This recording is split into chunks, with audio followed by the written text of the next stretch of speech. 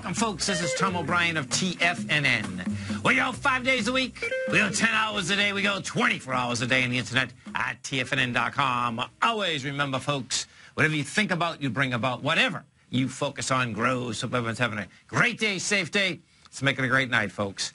Market-wise, let's take a look at it out here. We get the Dow Industrials up 213. NASDAQ is up 67. S&Ps are up 26. Gold contract up $6.80, trading at $1,219 an ounce. Silver up 13 cents at $17.37 an ounce.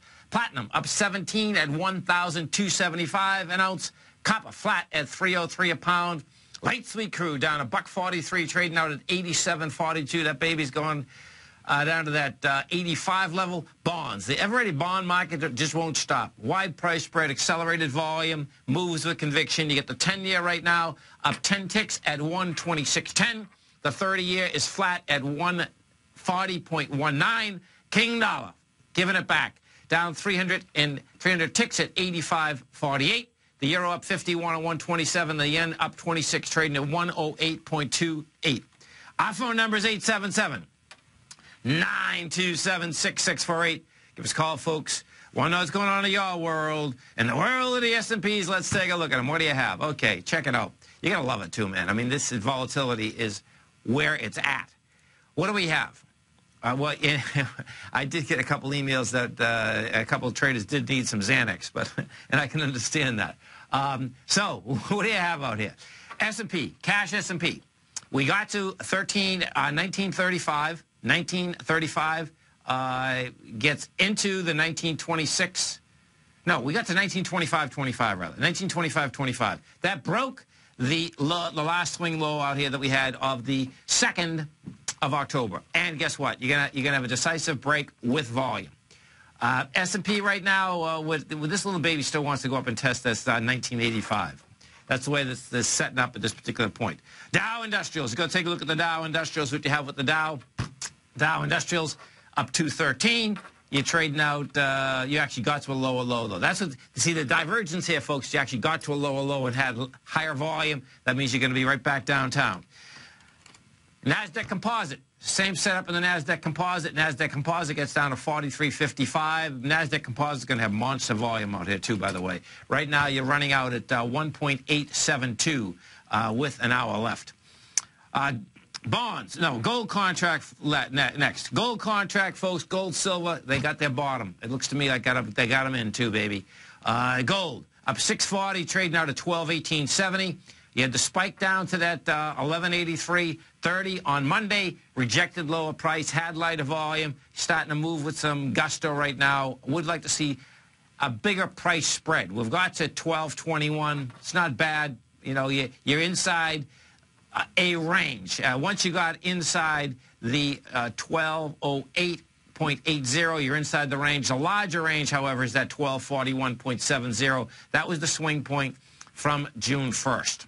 Silver. Now, let's check out the silver market, because silver, folks, absolutely had got destroyed, got under all its swing points, and what we had out here yesterday is this. Silver had the expansion up yesterday and had a little juice behind it. I like what's happening out here today. Why? Because you back down into Monday's area, rejecting that area, you're building some cause, and that's what it's going to take for silver to get back inside $18.70. It's a long way for silver to get up.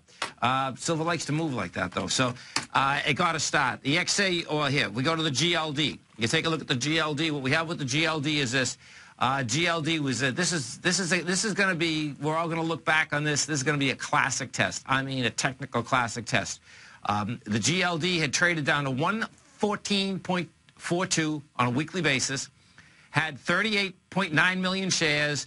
It was testing the 114.68, so it went 30 cents below it, 34 cents to be exact, 36 cents below it, rejected lower price, had lighter volume by approximately 70%. That's a classic test. Now what you need out of that test is that you need a wide price spread, accelerated volume. It's building on it. That's the bottom line. Looks pretty good. Bonds. Let's go to the bond market. Okay, so check it out. So the 10-year right now. 10-year is at 126.10. Taking out the 126.12. We've hit 126.13 from August. Wide price spread, accelerated volume. We bring this up, TY1. You want to see something here. This is pretty intense. So if I bring up the continuous contract, and I'm going to put this just on a couple of years weekly, what you're going to see is this. We're coming into the tops of where we have traded from since June of 2013. Bottom line, we're at 126.10. You take out 126.24, let me tell you something. Intense. And you take out 126.24, you're going to be at 130.25 in a heartbeat. Why? Because when rates had come down, folks, you got to remember, well, bonds had come down, rates had gone up.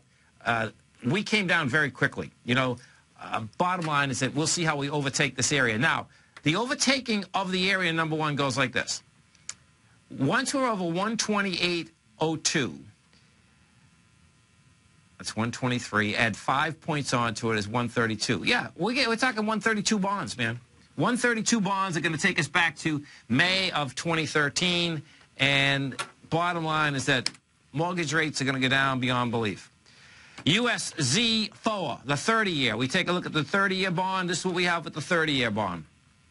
30-year bond out here. USZ FOA. Okay. 30-year bond. Yesterday was amazing. And, you know, this is how this runs, folks, okay? You know, I had been bringing this up, but this is a big heads up.